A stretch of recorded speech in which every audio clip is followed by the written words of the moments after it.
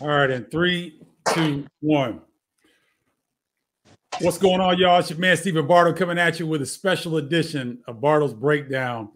I got my man, Tony Farmer, on with me. Tony, how you doing today, man? Doing good, man. Thanks, Steve, for having me. Doing good out here. Oh, man, I'm glad you're a part of the show. We wanted to go back and look at some former Big Ten greats, and I know that when the Huskers were playing, you were more in the Big 8. Is that correct? Correct. We was in the Big 8 that time, and then it transitioned over to the Big 10, which is now. But at the time when I was there, the Big 8 was super strong. I mean, it was you guys in the Big 10 with the Illini and the Big 8. I believe those is two strong conferences back at that time, and always has been. For sure. I mean, when you were playing, Tony, in college, who was the best? I know Kansas was always strong, but Missouri was really good as well, weren't they? Yeah, that Doug Smith, Anthony Peeler, those guys. Yeah. They're real good, so they were super strong. We played them in the Big 8 championship, and then even too, Steve, at that time, even with Oklahoma State, they had Byron Houston, they had those Johnny Pittman, John McIntyre. They were strong. So the Big 8 overall was good. Kansas was good because they had Adonis Jordan, Mike Maddox, Mark Randall, those guys. But at that time, it was pretty good. But each university had like certain players that were good, like Sean Vanderveer at Colorado, Big Vic Alexander was at Iowa State. But the league as a whole was very good. So Tony, let's go back and let's let the viewers hear like your origin story and where you came from. Can you kind of share, where you grew up and how you got involved in basketball? Yeah, so I was born and raised in LA, California. I'm, still out in this area today. Coming up, LA's been like a mecca of basketball, as you can imagine. I went to Artesia High School. Yeah. Tom Tober was there before me. I was there after, and I helped Ed O'Bannon, those guys get there. After that, from that aspect, I went to San Jose State. I hated it my first year. Left there. Terrible. And then I went over to Nebraska and loved it. And, from that time, I had a good career in Nebraska with a great team. We went 26-8. And, a college experience, I tell people all the time, a college experience, you just can't trade it. There's no monetary value that you could put on that. And, I was talking to one of my buddies the other day, and I was like, can you imagine if we played when the NIL was at? If we played at that time, we would have been getting paid, especially like the team that you guys had at Illinois. We'd have been getting paid like NBA guys back then because the university's making so much money, and just the notoriety was that. So, after I left college, I had a chance to have a professional career, 17 years, retired at 40, and I was blessed from that standpoint. But, the game of basketball has changed, and the game of life basketball has changed for these players, because when I was coming up, I didn't have an entourage. AAU was big, but I didn't have to compete with parents, and my dad didn't have to walk around with 8 people and negotiate stuff for me. It was like I played on my skill and my merit, and if that earned me a scholarship, that's what I received. So let me go back, Tony, because you were sharing your experience early in your college career. What was it about San Diego State that rubbed you the wrong way? Was it a off the court experience? Was it the coach? Was it the players? What was it? At San Jose, we had Coach Barry. Coach Bill San Barry Jose, was the coach. Okay. Yeah, as a very, very militant type of a guy. His son was the main player, Ricky Barry, at that time. That's kind of your era as well. He was a great player coming out.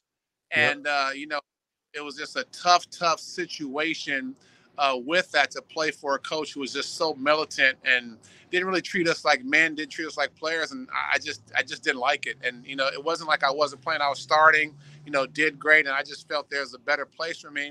And I always promised myself, if I'm going to go somewhere, I'm going to give it my commitment and give it my all. But if it's something that didn't work out for me, I wasn't just going to stay for no reason. So once I left there and went to Nebraska, and it was a whole different thing, because when I came out, there wasn't a transfer portal. I didn't put my name into a portal and, get all these calls. As soon as I had made the announcement I was going to transfer, I did get a lot of calls and things like that. But I had to go through the process, Steve. I had to figure out if I'm going to go visit this school, that school. My dad was saying go to Oklahoma because that's where he went. But I kind of wanted to create my own lane.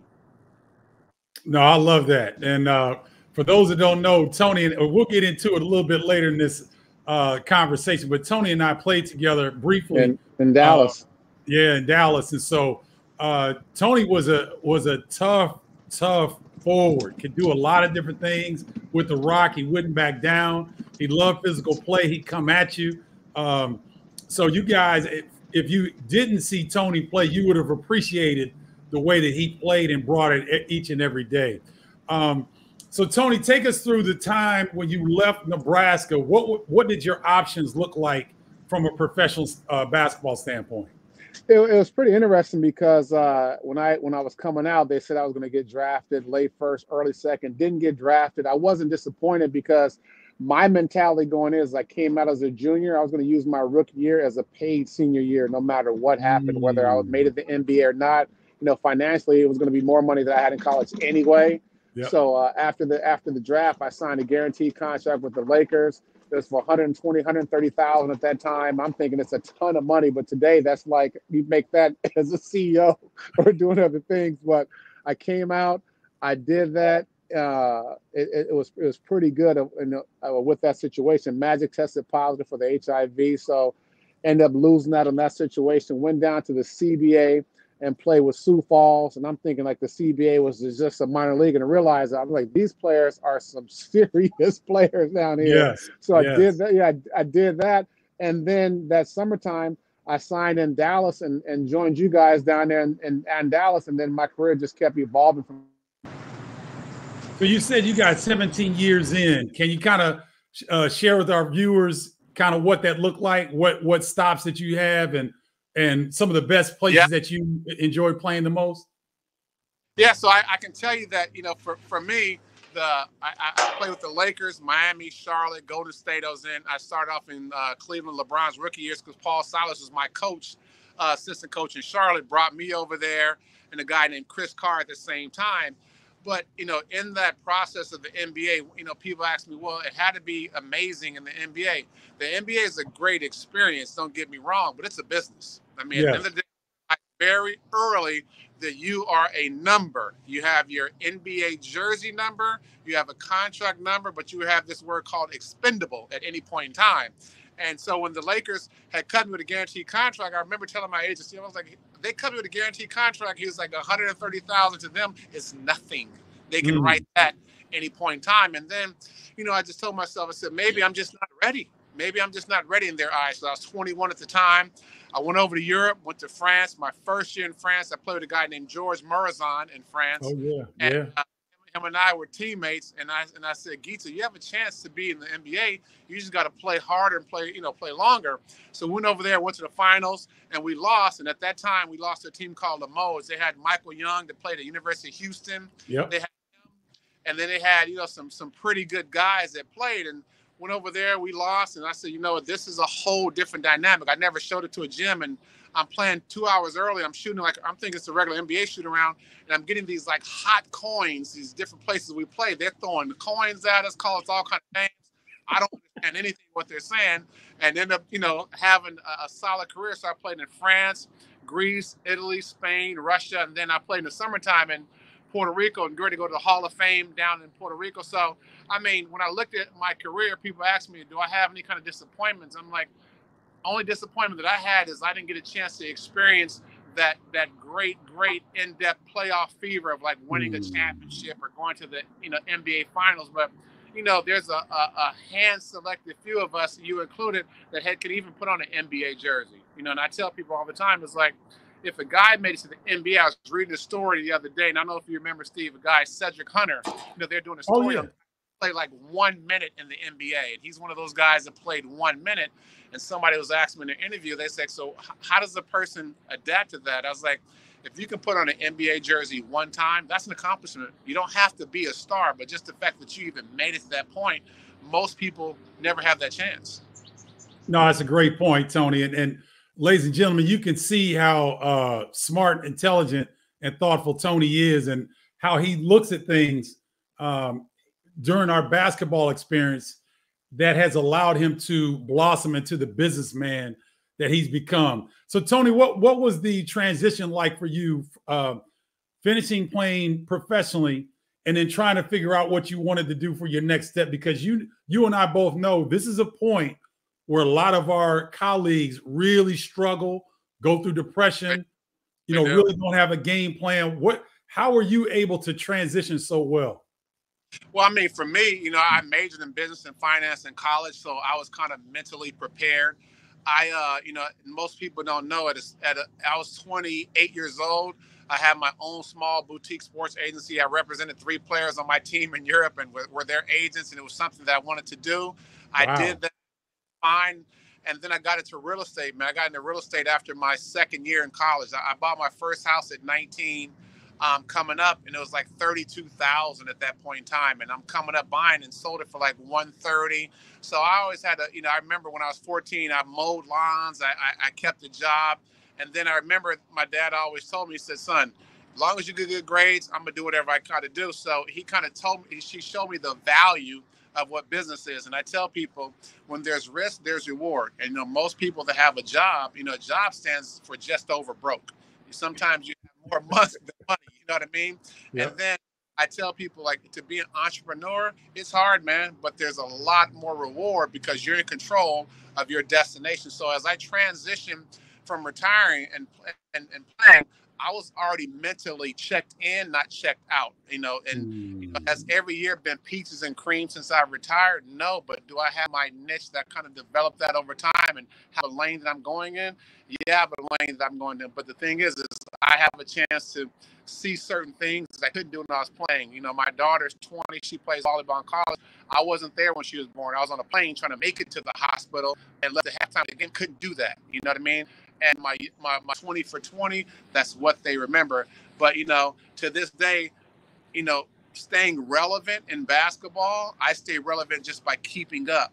But like coaching, not my passion. You know what I mean? Recruiting, not my passion. Helping these young men become better men and mentoring them and training them, maybe like a one-on-one or helping out, I'm okay with that. But the thing is I can't come home and tell my wife, hey, Steve Bartle just got fired, so I got fired, so we're about to move to Kansas. Oh, I got fired, Steve got fired, about to move to New York. I can't do that. I got to have some type of stability. And people don't realize that when you transition to business, like I'm in logistics now, and we've been in FedEx for a few years now, but it's kind of a stable industry that you can build on. And I like to see these young men and young women that work for us achieve their goals. So the transition to business, I would tell a young player today, at the end of the day, make your first contract your last contract, meaning that you should be able to put yourself in a financial position to live off of that for the rest of your life, because there's so many programs now between the cryptocurrencies and all these things that people are doing that you can make residual income, and don't put all your eggs in a bucket. Don't get an entourage, and your jewelry is not a return on your investment. So those kind of things that I've seen a lot different now compared to when we were playing. Oh, Tony, that's so well said. And, we have some young viewers of this show, majority in our age group, but we do have some young people that listen. And I'm telling you, young people, Tony is throwing gems out there. He is dropping jewels. I hope that you're paying attention and listening closely, because he's given a lot of game here. So keep listening, okay? So Tony is, ladies and gentlemen, if you haven't figured out, Tony's humble as well. So he said he got into FedEx, but Tony, can you kind of explain, you're a boss. Explain your role within as a partner with FedEx. Yeah, so basically, my wife and I, we have been in FedEx since end of 19, early 2020. So it's going to be going on 3 to 4 years soon. But got into an industry that we knew that was very, very solid, and we got in. And I came into FedEx kind of like as an undercover boss. I wanted to learn. I didn't want to use my MBA prowess. I wanted to just learn the business, and I didn't want any favors. So I came in. I got hired as a driver. And then within 2 weeks, the guy that I was working for said, there's no way in hell that you're just coming here just to be a driver, because I can tell, because you're learning the business. I said, actually, I'm coming in because I want to get my own routes. I just didn't want any favors. I don't want to be treated any different. He said, well, you're 6'10", and you're athletic looking. You're not just come in looking like some regular drivers.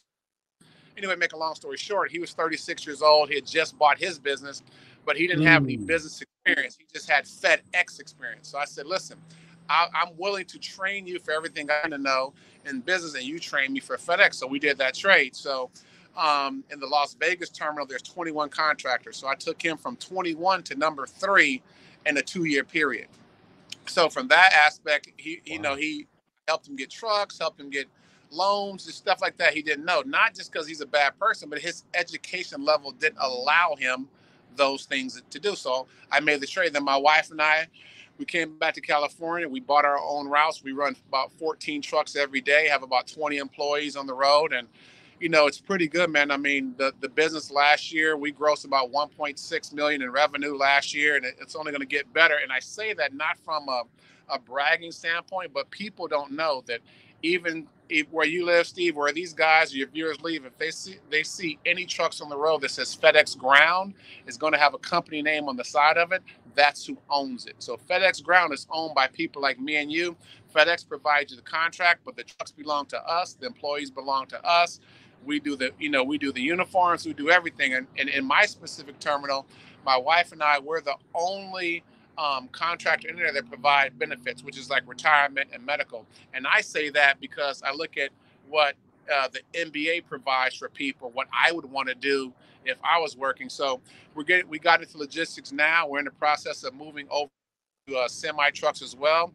But my wife competes in fitness. She has a show this weekend. So I always tell people right now, if you're going to get with a partner, have your partner be equally yoked. Bring something to the table besides beauty. You bring something to the table besides being handsome. Because at the end of the day, man, life is so short. This COVID thing has taken over to a certain degrees. I mean, we got Black Lives Matter. We got this racial profiling. So my personal philosophy is life is too short for animosity. And I wanted to be in a situation to create opportunities for people, which is why we've gotten this business. And it's a great business, man. I can't say God hasn't been good, but it's only going to keep getting better, man.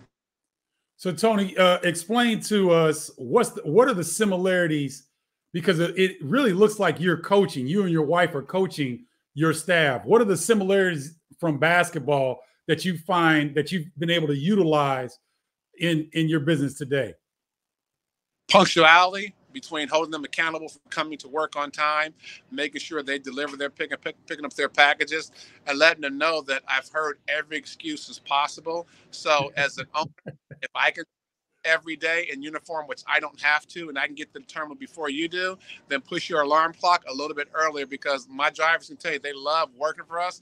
But I'm no nonsense, Steve. Like I don't let them cut corners. I don't let them make excuses. I tell them all the time, man, excuses are like butts. Everybody has one. But Yep. this, but that, this, but that, and it just doesn't work. So to be honest with you, my sports career has helped me transition because I'm extremely disciplined. My wife competes in fitness. She's extremely disciplined. She eats a certain way. I mean, I'm weighing 260 right now. My NBA weight was 250. So I'm not walking around with the beer gut and things like that, because at 52 years old, I don't know what my number is going to be called, man. So I want to make sure I put myself in the best position, and we transition that over to our drivers. Like, we've gotten our drivers off the Monsters and the Red Bulls and giving them BCAAs and giving them healthy snacks and helping them become better, because at the end of the day, you're a product of your environment, man. You're a product of your environment. That's right. No, that's so well said. Tony, I'm going to transition a little bit from your company and the business talk. I want to get your take on the current NBA, because it's a lot different than when we were in the league. What are your thoughts on the current state of the NBA right now? What do you like and what don't you like about what you see? The things that I do like, I think the NBA is trying to catch up to technology. One of the main components I like, Steve, is the challenges, coaches challenging and reviewing calls. Because you and I both know during our era, there was no review. I mean, you got the Detroit Pistons knocking guys all over the place. Mike was taking some serious hits when he played. And the thing that I like, about it now is the technology, and they're trying to transition to match today's. But the things that I don't like is I don't like the catering to certain things and to certain kind of players getting, oh, well, this KD's getting this call, this guy's getting that call. I don't like that, because like when we played, it was a much more of a physicality. The guy could face up, you could be right in their face, and those bumps coming across, you're not going to go across the lane, and Charles Oakley just going to let you just walk across. That's like right. It's nothing. So the thing is like, it shocks me of the flagrant one fouls now. I've never seen so many flagrant one. Last time watching the game, and this guy, this kid Robert Williams, goes up for a lob, bam, out of bio, backs into him, not seeing that's a flagrant. How on earth is that a flagrant? I mean, so then you look at Dylan Brooks. Is it flagrant too? Yeah, that's flagrant too. But you know, when we played, if that had happened to your eye, we're getting up quick, ready to do something. You know, and that's kind of the thing that I've seen that's a lot different. And for me, you know, from the draft situation, I really wish, in my opinion, this is my opinion, if the draft can add another round, because there's nothing like that kid hearing his name called. That's true. Actually drafted. That's true. To get drafted, say, product. So that's one thing that I wish they would change. And then another thing that I wish they would change is I really wish they would expand the rosters to like a taxi squad like the NFL does. But, you know, let the league makes enough money. Let it expand to 18 players. This is my opinion. 18 players, have 5 guys get to a practice squad, and they can call up those guys like minor league baseball, and they can send those guys down, and they just choose 5. Why? Because there's 5 people. One has to be a power forward, one has to be a small forward, one has to be a point guard, a shooting guard, and center. Choose 5 guys and put them on the taxi squad and bring them along in the program and let them make 300,000, 250, whatever the case may be. Because one thing that disappoints about the NBA right now is disappointing to see that these high school players and these young guys can go to the G League for 500,000. But Steve Bardo, who's a senior, he put 4 years in at University of Illinois. He can't come out and get 250 and be in a taxi squad. How does that make sense? To me. Great point, Tony. No, great point. I can't agree with you more.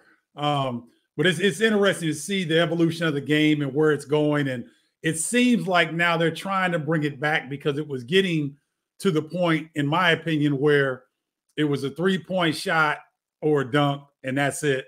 You know, just pace and space. But now it seems to be coming back a little bit, getting a little bit more physical. They don't have to touch fouls on James Harden as much as they used to. Yeah. So I like the way that the game is kind of evolving. As we wrap up, Tony, is there anything you want to share with our viewers that we didn't get to? The only thing I encourage people to do is, like, you know, shows like yours that people are watching on a streaming platform. Like, I have a streaming media company myself, and so we have a streaming device that I created like 8 years ago, and we get all the movies and TV shows and things like that. That's another one of the business we're involved. And I say that is, you know, for the viewers, don't let anyone take away your passion to pursue. You know, the pursuit of happiness is the pursuit of your passion. Like, you're not going to go to Walmart to learn how to make hamburgers. You're going to go to In-N-Out, McDonald's, one of those kind of places. And, you know, I can tell these young basketball kids is, stop telling everyone that you're a baller, how great you are, the and one moves and all that. Understand, to get into those books, get you a college education, get you a degree, find your passion. Because my 8-year-old right now, my wife and I were just saying we're about to establish a company for him, just because he wants to learn about business. And I say that because I didn't have that growing up. And I'm not going to have that growing up.